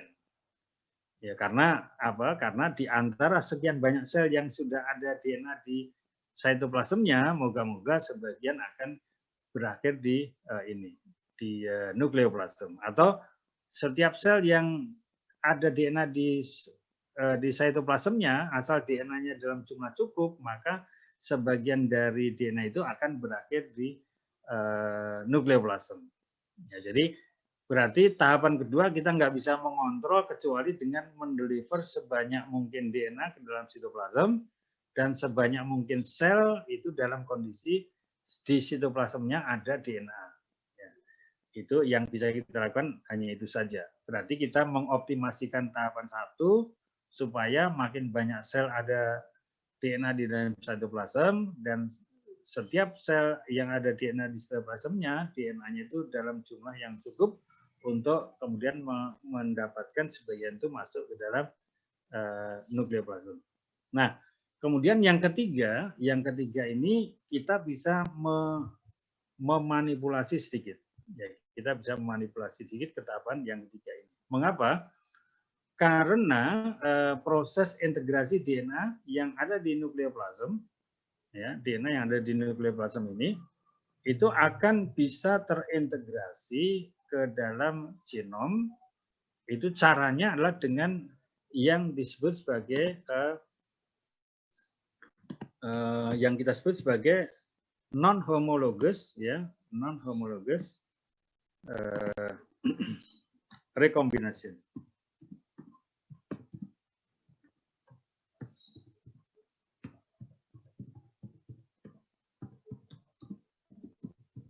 Jadi cara terjadinya integrasi itu karena di dalam nukleoplasm itu ada proses yang disebut sebagai non-homologous recombination. Jadi kalau Anda ingat rekombinasi itu kan bisa terjadinya karena 2 DNA yang homolog. Ya, 2 DNA yang homolog. Nah, ketika ada 2 DNA yang homolog, misalnya sama-sama kromosom 1, tapi yang satu kromosom 1 dari bapak, yang satu kromosom dari ibu, nah, maka kita dapat 2 kromosom yang homolog. Nah, ini bisa terjadi proses rekombinasi antara kromosom yang dari bapak dengan kromosom yang dari ibu, itu bisa saling tukar informasi sehingga kromosom dari bapak sebagian besar kromosomnya masih asalnya dari bapak, tetapi bisa membawa fragmen dari kromosom dari ibu, terintegrasi di dalam latar belakang kromosom bapak tadi. Sebaliknya, kromosom dari ibu juga bisa mendapatkan fragmen dari kromosom dari bapak karena proses rekombinasi yang homologus tadi itu. Ya. Nah, kalau proses integrasi transgen ke dalam genom tanaman target itu tidak terjadi dengan proses seperti itu karena kita tidak mempunyai homologous sequence antara DNA kita dengan kromosom, tidak ada homologi itu, gitu kan ya, karena kita hanya punya fragmen DNA yang mungkin bentuknya adalah tDNA structure atau plasmid yang berasal dari delivery dengan partikel bombardment kan begitu, sehingga integrasinya itu terjadi melalui non-homologous recombination. Nah, apa yang membuat proses non-homologous recombination itu bisa terjadi atau bisa ditingkatkan kemungkinannya, ya, ditingkatkan kemungkinannya. Nah, proses non-homologous recombination itu akan bisa terjadi kalau kromosom dari sel tanaman itu mengalami proses pembelahan diri, penggandaan DNA replication. Jadi satu-satunya cara untuk bisa menghasilkan non-homologous recombination adalah ketika sel itu akan melakukan pembelahan sel dan kemudian sebelum pembelahan sel itu terjadi replikasi DNA, maka ketika terjadi replikasi DNA dan di situ ada DNA yang kita deliver, maka ada kemungkinan DNA yang kita deliver itu menjadi template dalam proses replikasi DNA, ya kan? Sehingga terjadilah integrasi transgen kita ke dalam genom. Karena apa? Karena kebetulan transgen kita itu digunakan sebagai template dalam proses replikasi DNA tadi sebelum nanti dia kembali ke genom yang aslinya lagi. Jadi sebentar dia pindah menggunakan DNA kita, ya, kemudian balik lagi mereplikasi DNA kromosomnya itu. Nah, itulah yang terjadi melalui proses yang disebut sebagai non-homologous recombination itu. Kebetulan DNA kita itu ada di sana, kebetulan DNA tanamannya sedang replikasi, tanpa sengaja atau ya dengan mekanisme yang ada di dalam sel itu terjadi integrasi, terjadi replikasi menggunakan DNA template kita, baru nyambung lagi ke kromosom, akhirnya bagian dari DNA transgen tadi itu menjadi terintegrasi di dalam genom. Nah, itu adalah proses non-homologous recombination. Ya. Nah, tadi saya katakan bahwa non-homologous recombination hanya terjadi ketika sel itu mengalami pembelahan diri. Ya, jadi selnya membelah diri, karena kalau sel itu membelah diri, dia pasti akan mereplikasi DNA-nya. Nah, ketika dia mereplikasi DNA, disitulah kemungkinan akan terjadi non-homologous recombination yang mengintegrasikan DNA transgen tadi ke dalam genom. Kalau kita balik, kita sudah mendapatkan DNA masuk di nukleoplasm. Ya, kita sudah berhasil mendeliver DNA itu masuk ke dalam nukleoplasm. Tetapi selnya tidak membelah diri. Ya, selnya tidak membelah diri, maka proses yang nomor 3 itu tidak akan terjadi. Ya. Tidak akan terjadi. Mengapa? Karena ketika sel tidak membelah diri, berarti dia tidak melakukan replikasi DNA. Kalau tidak melakukan replikasi DNA, ya tidak mungkin terjadi non-homologous recombination. Berarti sel itu menjadi sel yang di dalam nukleoplasmnya ada DNA, tetapi tidak akan terintegrasi di dalam genom. Itu kalau sel yang kita transformasi, kemudian DNA-nya sudah masuk di nukleoplasm, tapi sel tersebut tidak kita kondisikan untuk membelah diri. Jadi akhirnya keberhasilan integrasi non-homologous recombination tidak terjadi. Maaf, saya ambil minuman sebentar ya.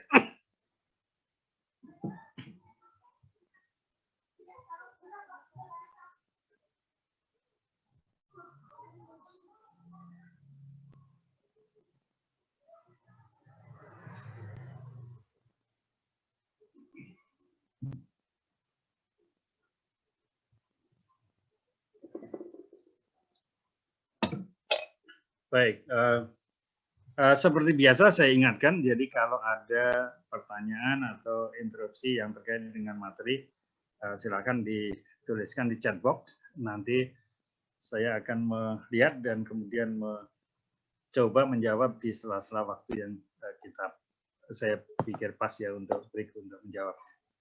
Jadi silakan jangan ini. Kalau ada yang nggak jelas atau terlalu cepat atau mungkin saya kurang mengelaborasikan bagian-bagian yang penjelasan itu, silakan diinterupsi aja dengan pertanyaannya. Sudah.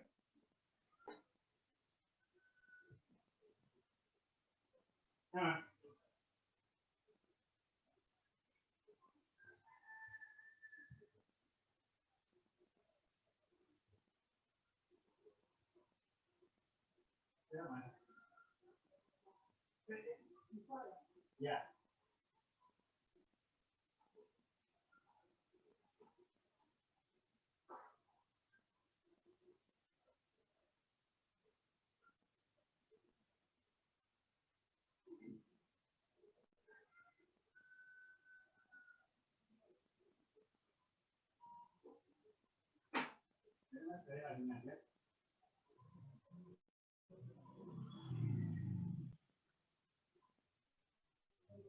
Ini ya, sudah sama.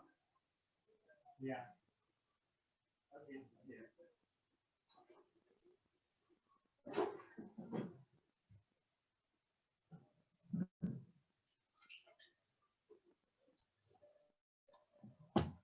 Oke, sorry.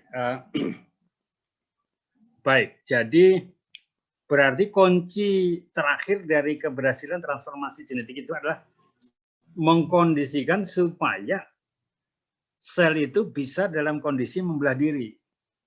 Karena dengan adanya pembelahan sel, maka terjadi pembelahan DNA. Adanya pembelahan DNA, maka memperbesar kemungkinan terjadinya non-homologous recombination dari DNA yang sudah terdeliver ke dalam nukleoplasm tadi. Nah, berarti menjadi penting bagi kita untuk memastikan bahwa dalam proses transformasi genetik yang kita lakukan itu ada tahapan untuk memastikan bahwa sel itu dalam kondisi membelah diri. Makanya dalam kaitannya dengan transformasi genetik itu kita sering asosiasikan dengan proses kultur jaringan. Karena apa? Karena proses kultur jaringan itu akan mengkondisikan supaya sel-sel itu membelah diri, mungkin berkembang menjadi kalus, ya, atau terjadi pembelahan sel yang nanti akan berdiferensiasi menjadi tunas, ya, atau terjadi pembelahan sel yang nanti akan mengarah kepada proliferasi dari tunas aksilar, misalnya seperti itu. Nah, itulah yang ketika itu proses terjadi pembelahan berarti mitosis ya, pembelahan mitosis kan itu akan terjadi pembelahan DNA juga, dan itu yang kemudian memberi kesempatan bagi DNA yang sudah kita deliver ke nukleoplasm tadi itu bisa terintegrasi secara non-homologus ke dalam genom tanaman tadi. Ya. Nah, jadi berarti silakan kondisikan eksplan Anda yang sudah ditransformasi itu ke dalam medium yang semaksimal mungkin bisa menginduksi terjadinya pembelahan sel.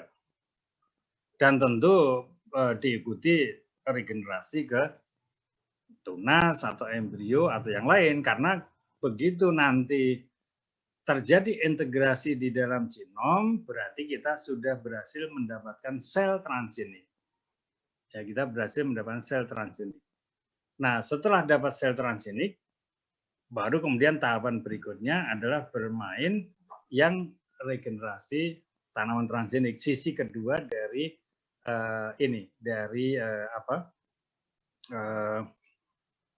key komponen kedua. Jadi kan tadi saya katakan key komponen kedua terdiri atas transformasi genetik, dan yang keduanya adalah regenerasi tanaman transgenik. Berarti setelah kita mendapatkan integrasi transgen dalam genom, itu adalah sisi yang pertama, hasil akhirnya adalah sel transgenik. Kemudian yang sisi yang kedua adalah dari sel transgenik itu harus diregenerasikan menjadi tanaman sehingga menjadi kita mendapatkan tanaman transgenik. Ya. Nah,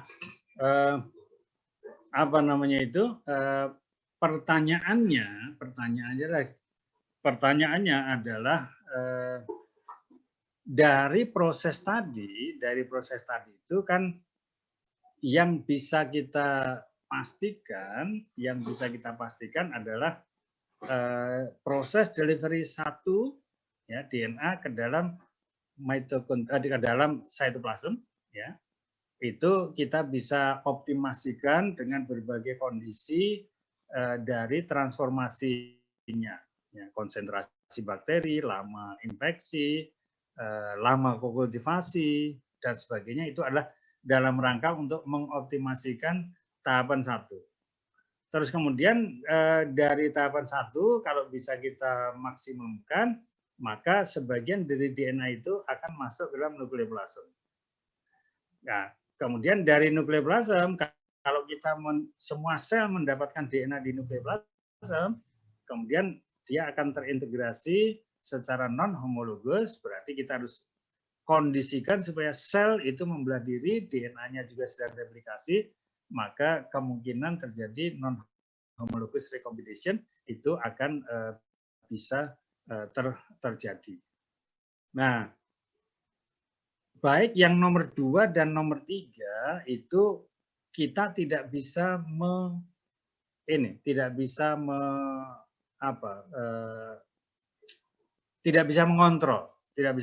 Kalau yang tadi, yang tahapan 1 kan kita bisa kontrol tuh dengan banyaknya bakteri, dengan lamanya infeksi, dan itu kita bisa mengontrol yang nomor 1. Tapi nomor 2 dan 3 ini kita nggak bisa mengontrol. Yang bisa kita lakukan adalah memonitor saja. Jadi kita bertanya, saya sudah cukup mendeliver DNA ke dalam nukleoplasm enggak ya? Kita monitor. Wah, cukup ternyata. Nah, monitoringnya itu kita lakukan dengan yang disebut sebagai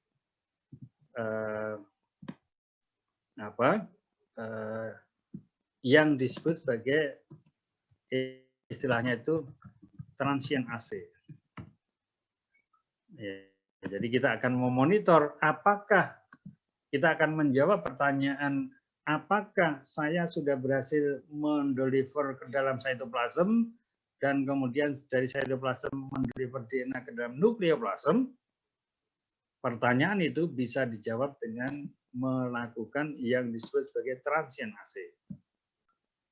Nah, transient assay itu prinsipnya sebetulnya adalah setiap DNA yang ada di nukleoplasm, ya, setiap DNA yang ada di nukleoplasm, asalkan dia itu mempunyai struktur DNA fungsional, asalkan dia mempunyai struktur DNA fungsional, itu pasti bisa ditranskripsi.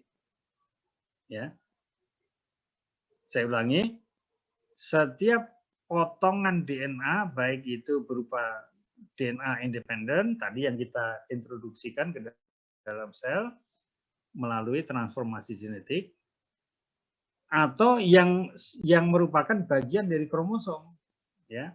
Jadi baik dia itu DNA independen yang hanya sepotong di dalam nukleoplasm, atau DNA yang menjadi bagian dari kromosom, berarti misalnya gen yang sudah ada di kromosom, sepanjang dia itu ada di dalam, sepanjang dia itu mempunyai struktur gen fungsional,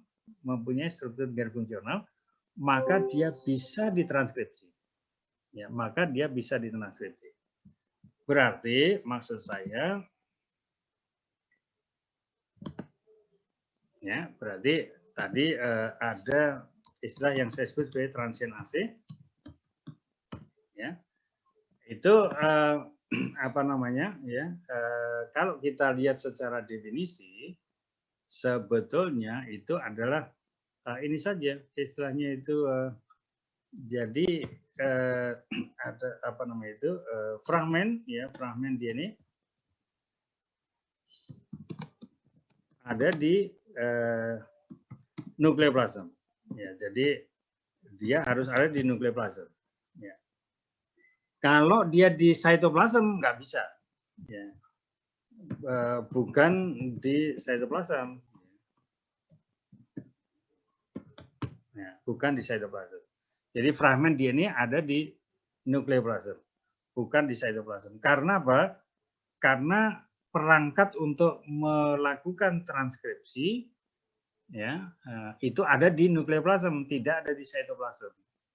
Kalau di sitoplasm itu perangkat untuk mentranslasikan mRNA, ya, mentranslasikan mRNA. Itu ada di sitoplasm. Kalau di dalam nukleoplasm itu perangkat untuk melakukan transkripsi, ya kan? Jadi fragmen DNA ada di nukleoplasm, bukan di sitoplasm. Yang kedua, fragmen DNA itu mempunyai struktur gen fungsional.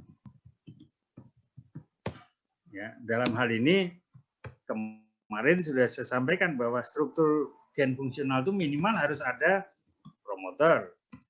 Kemudian ada yang disebut sebagai transcriptional unit.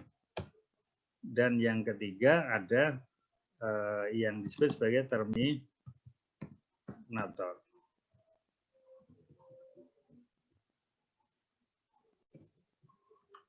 Ya, jadi yang dimaksud dengan struktur gen fungsional itu berarti fragmen DNA itu harus ada fungsi promoter, ada fungsi transcriptional unit, ada fungsi terminator. Ya, 3 hal itu. Nah, kemudian yang ketiga, baik DNA-nya sudah terintegrasi ke dalam genom atau belum terintegrasi. Ya, artinya dia masih menjadi fragmen yang melayang-layang di dalam nukleoplasm, ya, belum terintegrasi. Nah, ketika kondisi itu terpenuhi, jadi DNA fragmen sudah ada di nukleoplasm, bukan hanya di sitoplasm. Kemudian fragmen DNA itu mempunyai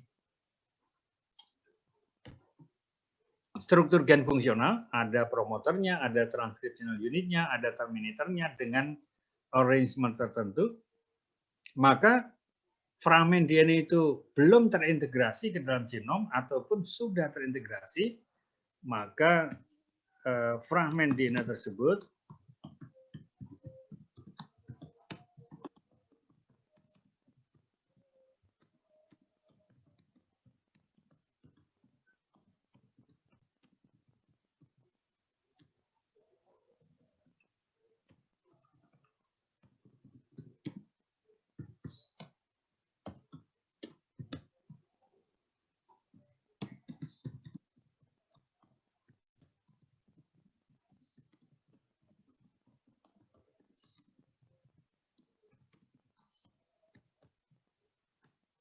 Ya, jadi fragmen DNA tersebut belum terintegrasi, maka dia akan bisa ditranskripsi menghasilkan heteronuklear RNA. Dan heteronuklear RNA akan diproses menjadi mRNA. Ya, nah, jadi itu ini apa namanya itu fragmen DNA yang kita introduksikan itu apa namanya itu nah, ini kan yang kita introduksikan ya, kita introduksikan dengan transformasi genetik ya, itu akan ditranskripsi menghasilkan heteronuklear RNA dan heteronuklear RNA-nya akan diproses menjadi mRNA setelah terintegrasi dalam genom. Ya. Jadi setelah terintegrasi dia akan ditranskripsi menghasilkan heteronuklear RNA dan heteronuklear RNA-nya akan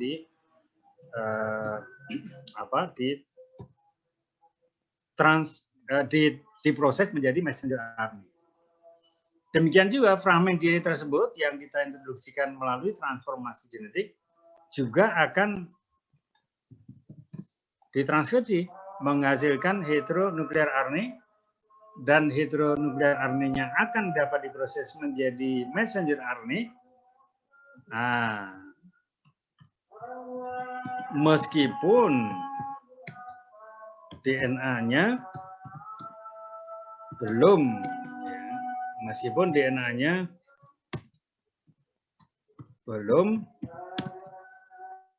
terintegrasi di dalam genom.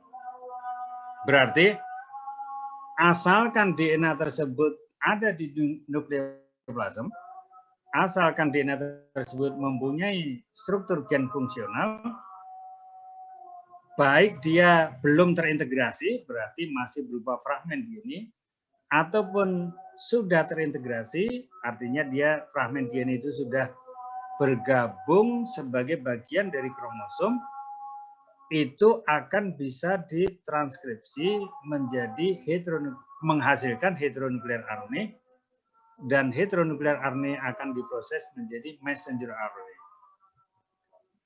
Nah, berarti kan ketika kita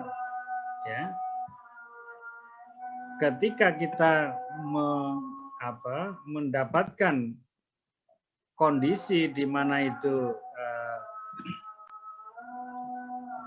di mana dia dalam kondisi yang seperti ini, ya kan? Dalam kondisi yang seperti ini, ya artinya dia belum terintegrasi. Maaf. Jadi ketika DNA-nya belum terintegrasi, ya, ketika DNA-nya belum terintegrasi, tetapi sudah mampu menghasilkan heteronuklear RNA, dan heteronuklear RNA-nya akan diproses menjadi messenger RNA, meskipun belum terintegrasi. Berarti kita bisa mendeteksi produk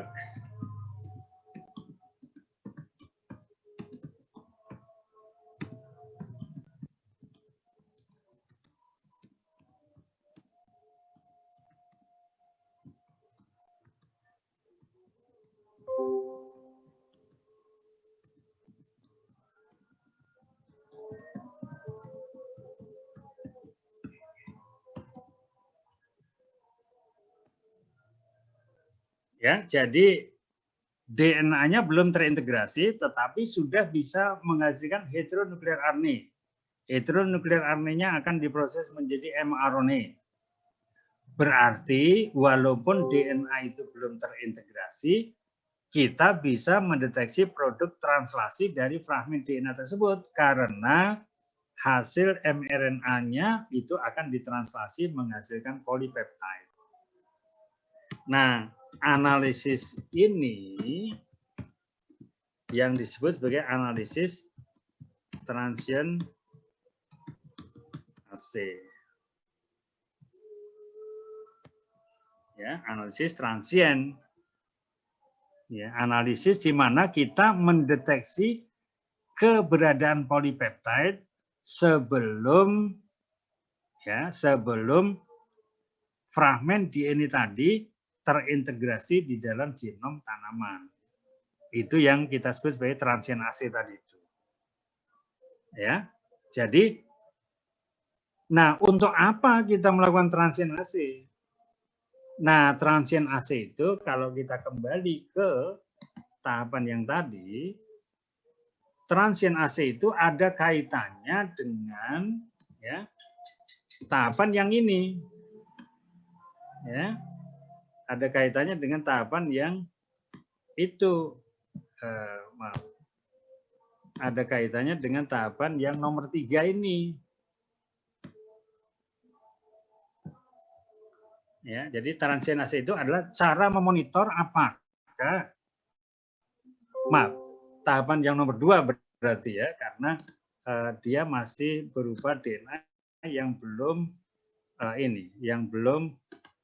terintegrasi. Jadi ketika kita melakukan optimasi, ya berbagai macam konsentrasi bakteri kita coba, kemudian lama waktu infeksi, kemudian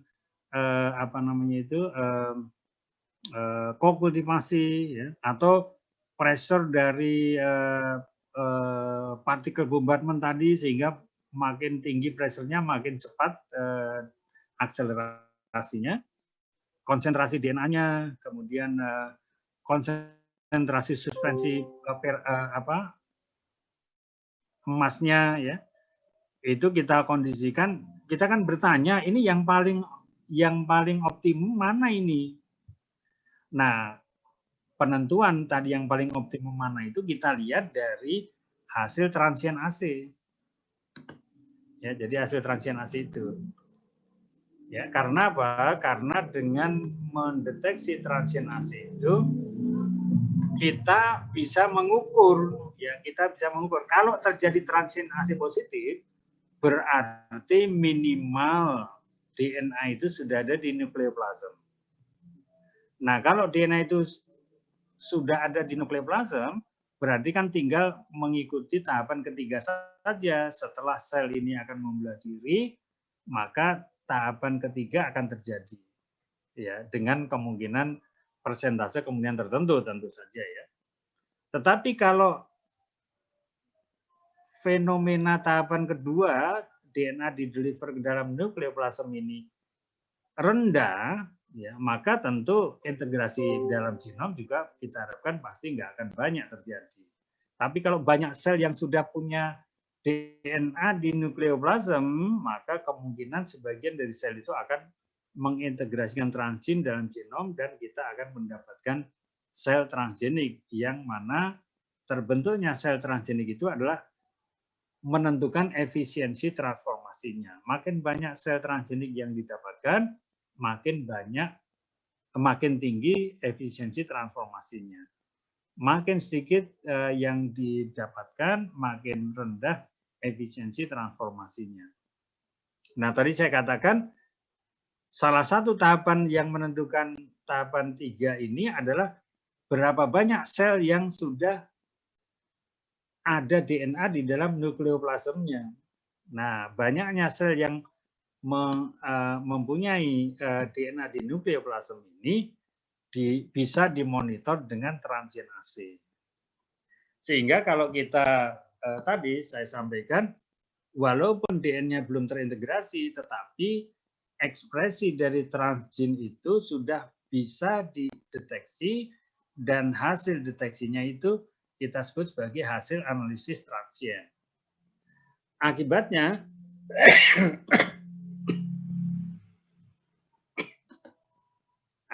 kalau misalnya kita membayangkan ini adalah